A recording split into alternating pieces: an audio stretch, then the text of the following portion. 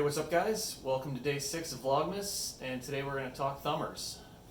So some bad news right up front. I cannot teach you in one video how to throw overhand. I would say most players that are good at throwing overhands have years, if not decades, of experience from when they were kids playing baseball or football or serving tennis. Even volleyball would be helpful. If you don't have that learned natural overhand, it's going to take a while to learn that as an adult if you don't have that background from playing sports as a kid. I played baseball for 25 years. I threw low 90s. I'm probably only throwing low 80s today, but that's what's allowed me to throw overhands really far. But I would say anyone with a throwing background, if they've got the basic motion of an overhand throwdown, they can utilize thumbers in the woods just to get over stuff if you need to go up and over. And if you understand the flight a little better, you can make a better disc choice and maybe get out of trouble. Okay, first thing we're going to talk about is the grip. When I first started throwing thumbers, I had kind of like a fist grip, kind of something like this. And I see a lot of people do that. They pinch down with their thumb on their index finger, and it feels pretty powerful, but the problem is it doesn't really have any stability in the hand. You can see how easy this is to wobble around.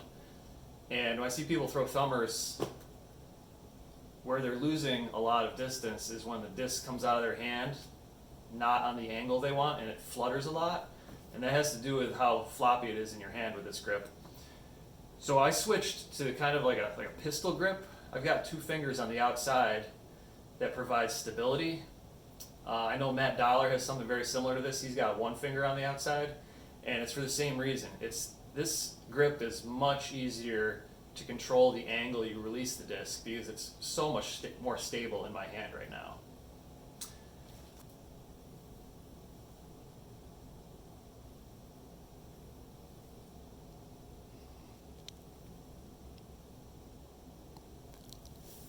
So generally speaking, the flight of a thumber is going to be from left to right.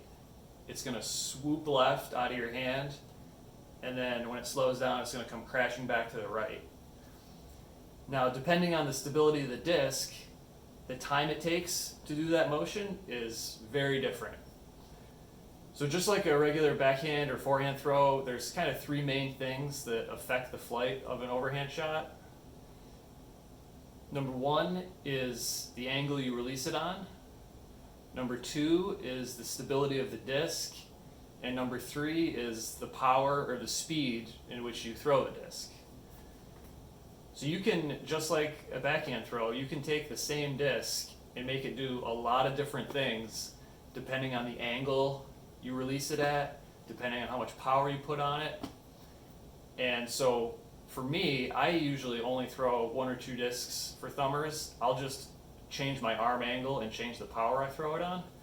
But you can really throw any disc overhand, and just like backhand throws, if you want a disc to do a certain thing, you can have a really overstable one, really understable, and anywhere in between to get the desired flight.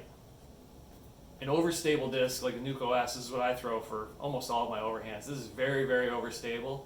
So it gets a very slow pan while it's in the air. And now on the very other end of the spectrum, if you've got, say, a Nuke SS, this would do that panning motion very quickly. And for different shots, you might want the quick pan if you don't have a lot of lateral space, because that slow pan with the overstable disc, you really need a lot of space left to right to let it sweep left and before it comes right. So the way your arm angle affects the flight of the disc, if you can think about you're releasing the disc at 12 o'clock and you're starting here, and the disc will start to rotate this way before it comes back. Every degree that you tilt the disc towards, say, 3 o'clock, every degree you go that way causes the disc to flip just a little quicker. So if you want the longest, slowest flight, you're going to start close to 12 o'clock because it's got to rotate from here all the way around before it comes back. But if you say move your arm angle down to 1:30 or 2 o'clock, the disc is starting here. It's kind of pre-rotated. So it's only got to rotate from here to here before it comes back.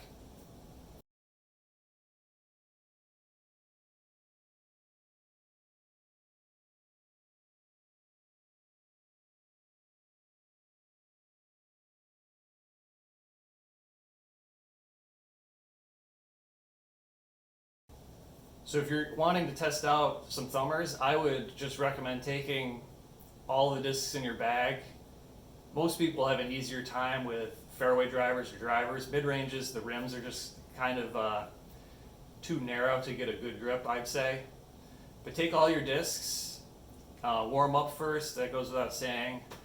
You see a lot of arm injuries with overhand throwing, but it doesn't need to happen if you warm up a little bit. Take all your discs and throw them overhand and just kind of see what flights they'll have in the air. And if you can kind of dial in your arm speed, you can figure out which speed disc you should be throwing overhand, just like a backhand. If you try to throw a disc that's too fast or too overstable for your arm speed, you're really not going to see that full left to right panning flight. If you didn't grow up playing a throwing sport, you're probably not going to develop the arm speed needed to throw drives with thumbers, but they can be really effective in the woods. Once you figure out the stability of the disc you need, you can hit tunnels pretty easily as the disc is very narrow when it's upright.